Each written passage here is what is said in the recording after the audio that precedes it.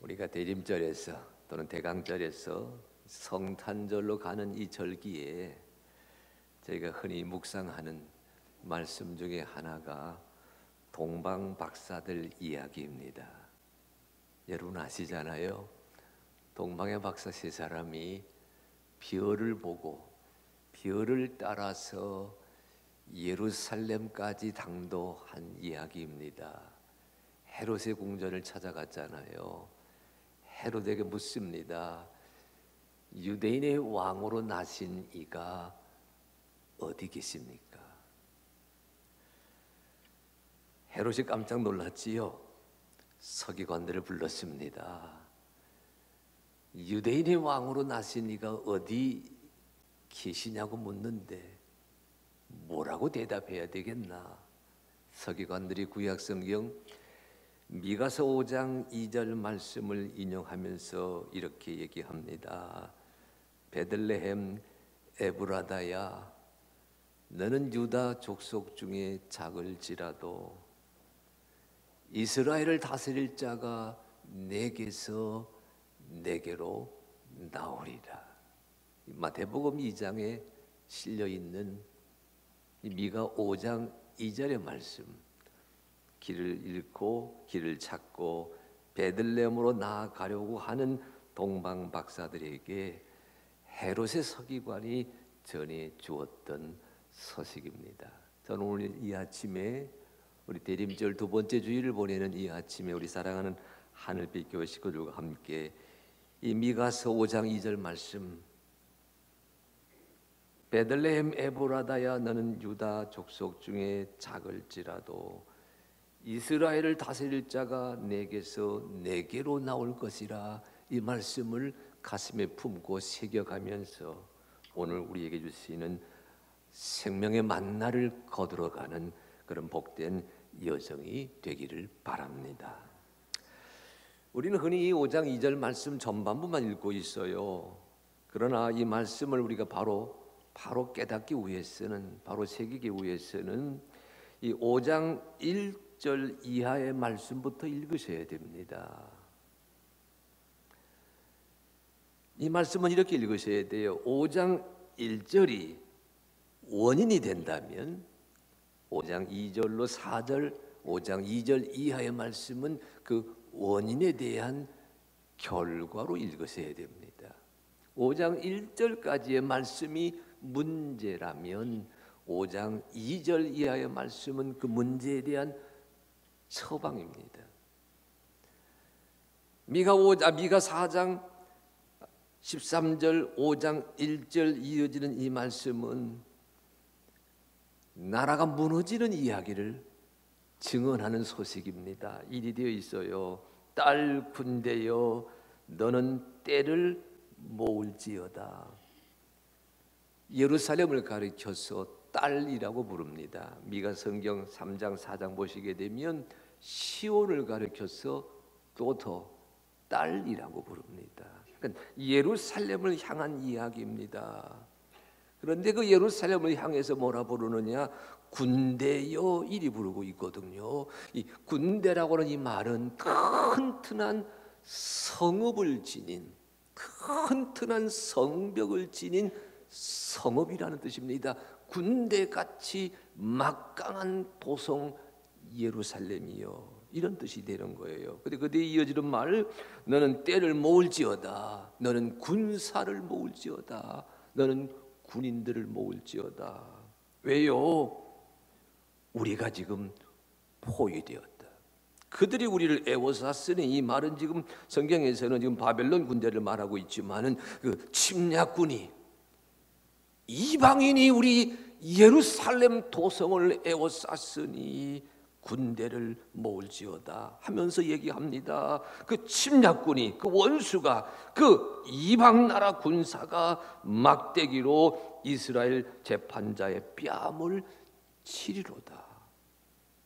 예루살렘을 다스리는 재판관, 예루살렘을 통치하는 재판관, 예루살렘을 이끌어가는 왕의 뺨을 칠 것이다. 나라가 무너진다는 소식입니다. 성읍이 무너진다는 소식입니다. 왕이 무릎 꿇게 된다는 소식입니다.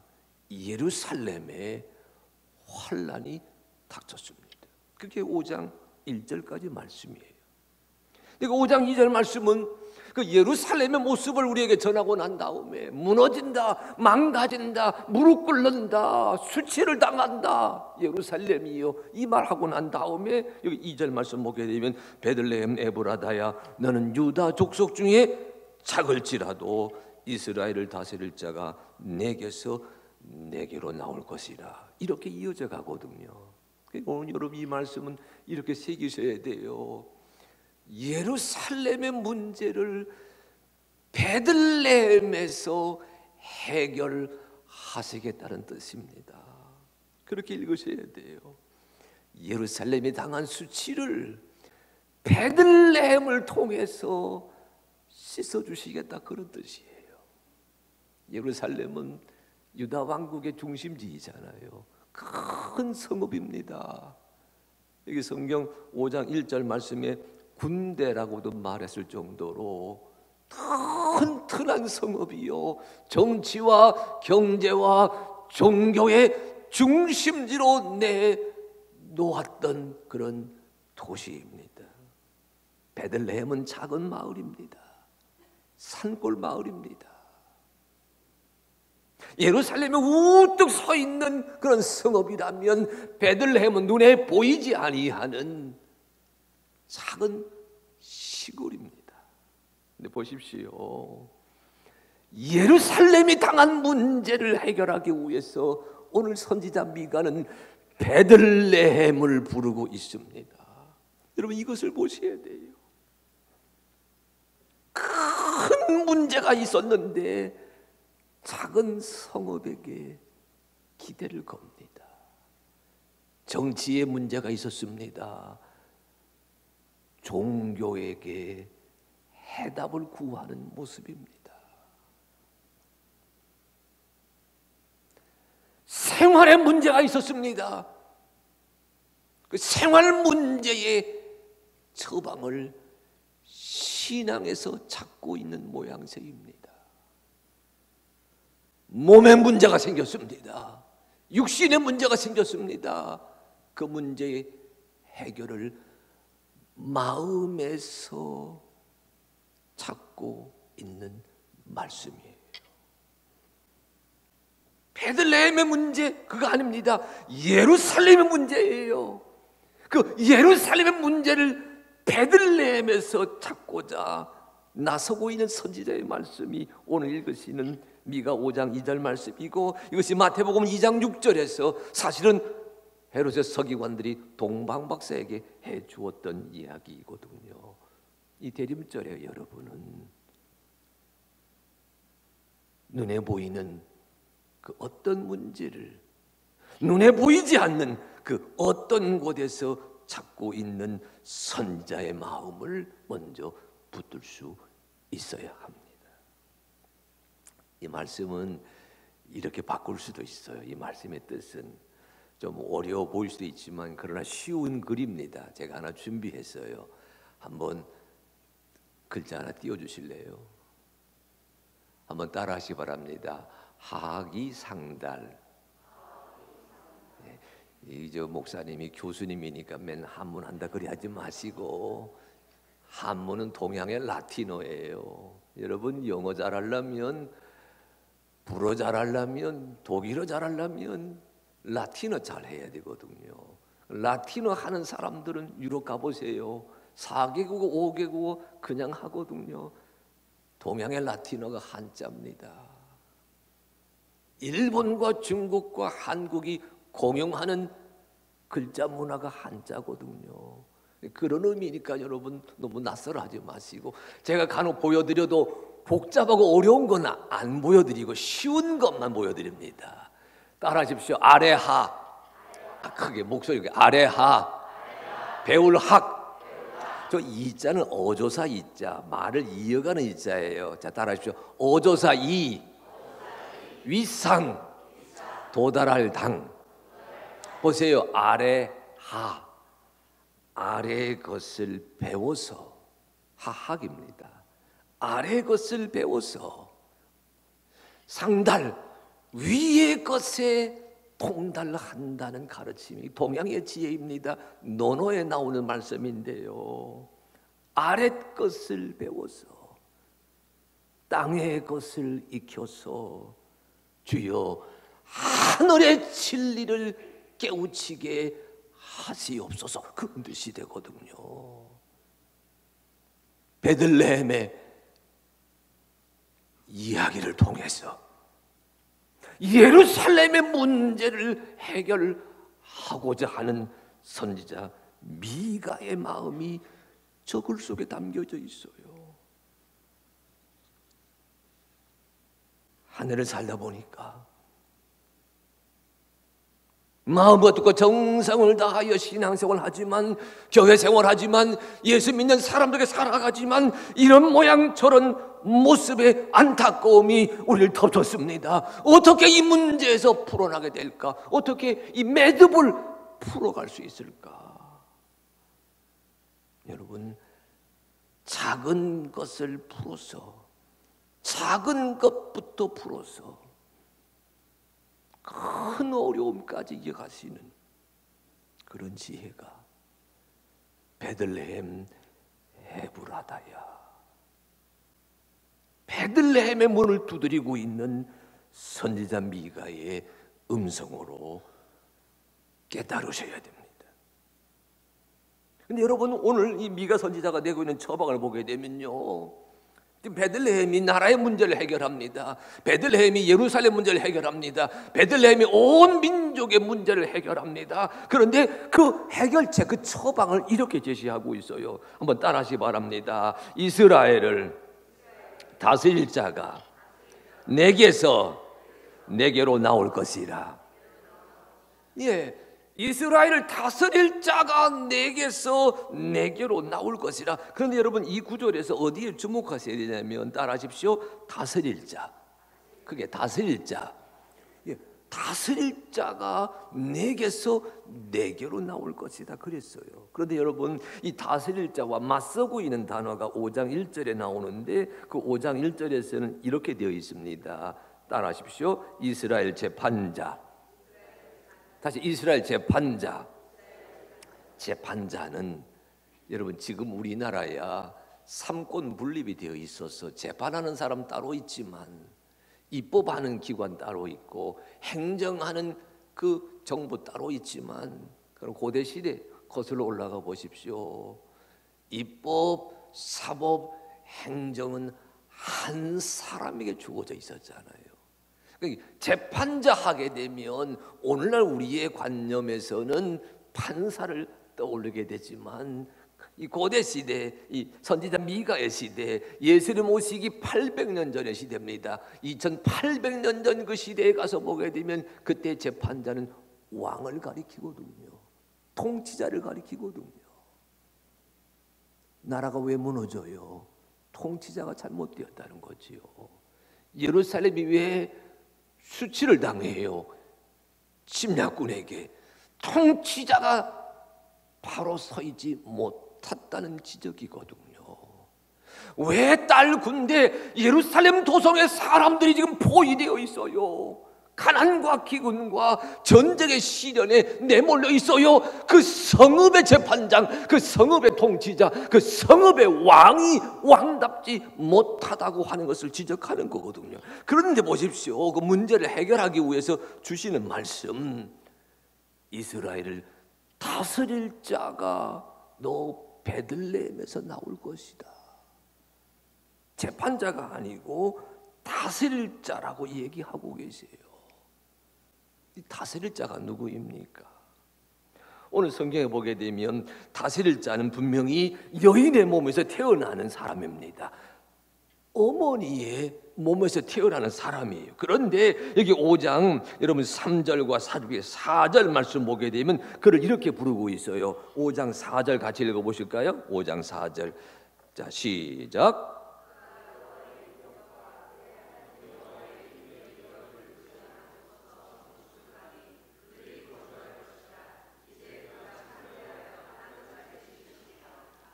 따라하십시오. 그가 여호와의 능력에 의지해서 목축하니. 다시 그가 하나님의 능력으로 목축하니.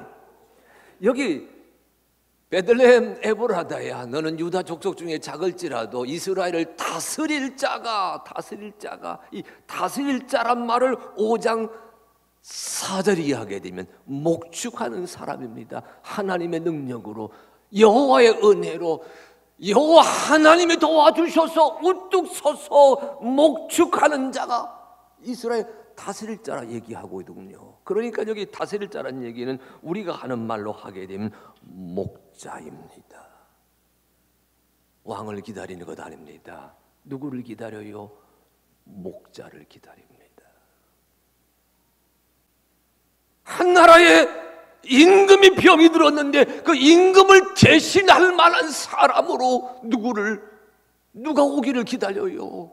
목축하는 자, 주님의 은혜로, 주님의 능력으로, 주님의 마음으로 서서 양떼를 돌아보는 목자가 내 가운데 오게 될 것이다. 목자를 기다리게 하는 그 주님의 음성이 선지자 미가의 말 속에 담겨 있습니다. 왕과 목자의 차이가 어디 있습니까?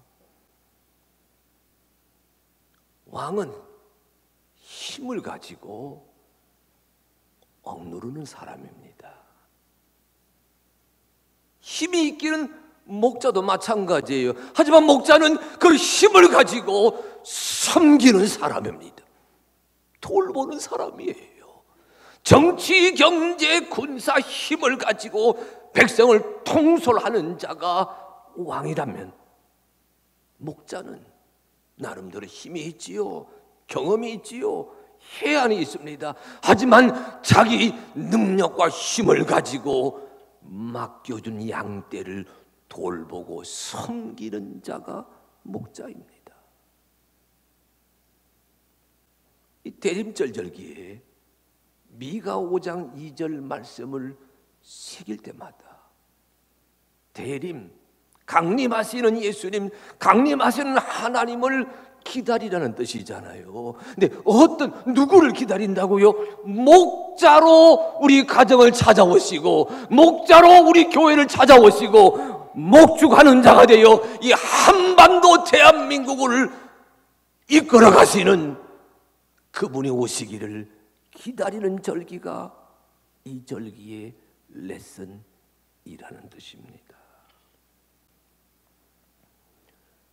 보스가 아니고 리더입니다. 한 조직을 이끌어가는 힘에 의존하는 사람이 아니라 한 공동체를 상한 마음, 아픈 심령으로 돌아보는 목자입니다. 주여, 이런 목자가 우리 하늘빛 교회에 오게 하여 주시옵소서. 이런 목자가 우리 하늘빛 교회 가정마다, 우리 성도들 가정마다 찾아가셔서 상한 심령 위로해 주시고, 다친 육신 붙잡아 주시고, 얼기설기 혼란스러워져 있는 우리의 삶의 환경을 풀어주는 주님의 목자가 우리에게 오게 하여 주시옵소서. 네, 여러분, 오늘 성경은 이 목자가 어디에서 온다고 말하고 있어요? 베들레헴 에브라다에서 온다고 얘기하고 있습니다. 베들레헴은 큰 도시 이름이고, 큰 마을 이름이고, 에브라다는 그 마을 속에 있는 동네 이름이라 생각하시면 돼요. 베들레헴에서 목자가 난다. 여러분, 예루살렘에서 목자가 나온다 말하지 않았어요. 헤브론에서 목자가 난다 말하지 않았어요. 사마리아에서 목자가 난다 말하지 않았어요. 세겜에서 목자가 난다 말하지 않았어요. 여러분 성경의 유명한 지명들, 예루살렘, 헤브론, 여러분 세겜, 베델, 실로 다 유명한 그 도성이고 그 도시들인데, 그 유명한 도성에서 목자가 난다 말씀하지 아니하시고 베들레헴 에브라다에서 난다 말씀하고 계세요. 왜 베들레헴에서 목자가 오신다고 말씀하실까? 유다 사회에서 여론조사 해보면 가장 으뜸 가는 지도자, 가장 기다리는 지도자, 그런 단연 다윗 왕입니다. 이 다윗이라고 하는 왕이, 다윗 같은 이 왕이, 다윗이라는 왕이 사실은 베들레헴 에브라다 사람이에요. 그의 아버지 이새가 베들레헴 에브라다 사람입니다. 사무엘상 16장 성경 보게 되면 그 베들레헴 에브라다 이새의 집안으로 누가 찾아와요? 나라의 지도자 사무엘이 찾아옵니다. 말합니다. 내가 너의 아들 가운데 하나를 사울왕을 대신하는 왕으로 세우겠다. 그래서 잔치가 벌어집니다. 이새가 온 아들들을 다 모이게 했어요. 사무엘과 함께 하나님께 제사 드리는 잔치를 하고 있습니다. 그런데 이 다윗은 그 잔치에서 초청받지 못했어요. 사무엘상 16장 성경 보게 되면 이새에겐 아들이 8명이 있었다고 되어 있습니다. 막내 다윗은 초청받지 못했어요. 성경 읽다 보게 되면 재미있는 사실인데 그 이새는 유독 그 여러 아들 가운데 위 세 아들을 편애했던 것 같아요. 왜냐하면 성경에 그 사람 이름만 나오거든. 엘리압, 아비나답, 삼마. 다윗은 아버지 눈에 들지 못했던 자식입니다. 사무엘이 기름 부으려고 합니다. 외모만 보고 기름 부으려고 했지요. 하나님이 막으셨잖아요. 7 아들 다 지나갈 동안 하나님이 감동하지 않게 하시자 사무엘이 물어봅니다. 네 아들들이 이것이 다냐? 아니요. 막내가 하나 있는데 들에서 양을 치고 있나이다. 다윗은 초대받지 못했던 목자였어요. 성경이 그런데 보십시오. 사무엘이 다윗을 불러오게 합니다. 그 다윗이 오게 될 적에 우리 하나님께서 사무엘의 마음을 감동시키시잖아요. 여호와 보시기에 아름다운지라 그에게 기름 부어서 한 나라의 제목으로 삼게 된다는 역사가 사무엘상 16장 17장에 나오거든요. 여러분 보십시오. 왜 베들레헴에서 목자가 오게 되리라고 기대하고 있어요?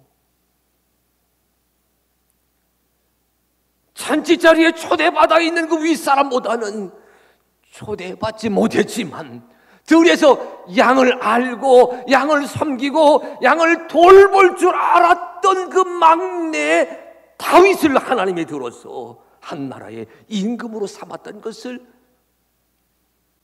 오늘 선지자 미가가 일깨워 주는 겁니다. 목자가 어디서 온다고요? 베들레헴 에브라다에서 온다고요. 나는 선한 목자라. 예수님 말씀하셨잖아요. 목자는 양을 위하여 자기 목숨을 버리거니와 삭구는 그렇지 않느니라. 선한 목자로 오시는 주님의 방문을 기다리고 고대하는 이 절기가 되셔야 합니다. 근데 여러분 오늘 말씀에 깊은 뜻이 하나 있어요. 여기 5장 2절 말씀 끝에 이런 말씀이 있습니다. 한번 따라 하십시오. 그의 근본은 상고에 영원에 있느니라.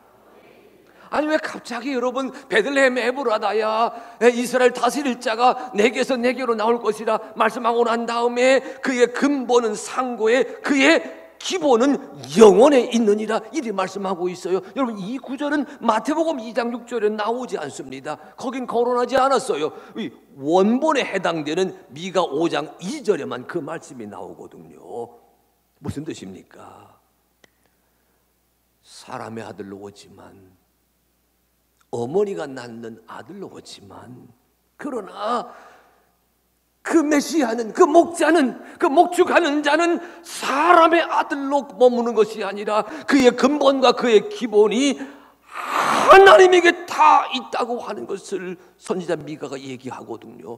지금 여러분, 이 말씀, 이 하나님이 사람의 몸을 입으시고 우리를 찾아오신다고 하는 진리가 이 미가의 가르침 속에 담겨 있어요. 여러분, 우리 아까 읽었던 한문, 한자 다시 한번 들여다볼까요? 다시 한번 보여주실래요?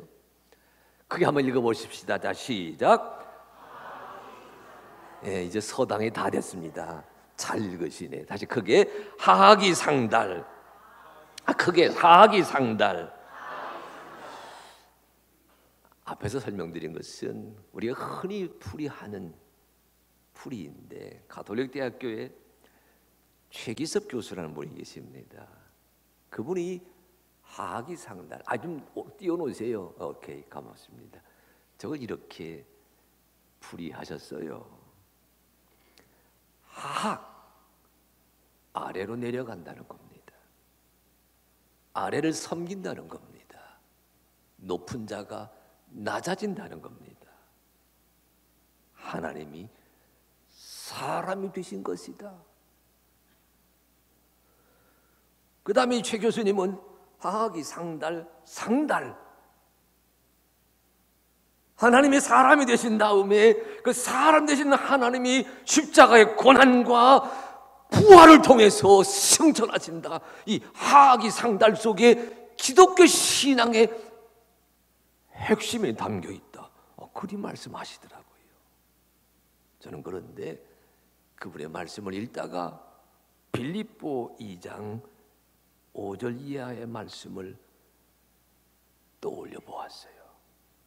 성경에 이렇게 되어 있습니다. 여러분, 빌립보 2장 5절로 11절 말씀 우리 다 한번 다 같이, 말씀이 좀 기니까 저랑 같이 한 절 한 절 교독하겠습니다. 너희 안에 이 마음을 품으라. 곧 그리스도 예수의 마음이니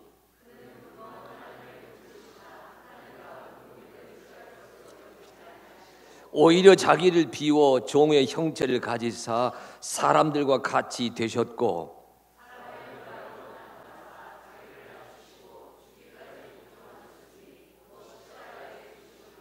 이름으로 하나님이 그를 지극히 높여 모든 이름 위에 뛰어난 이름을 주사,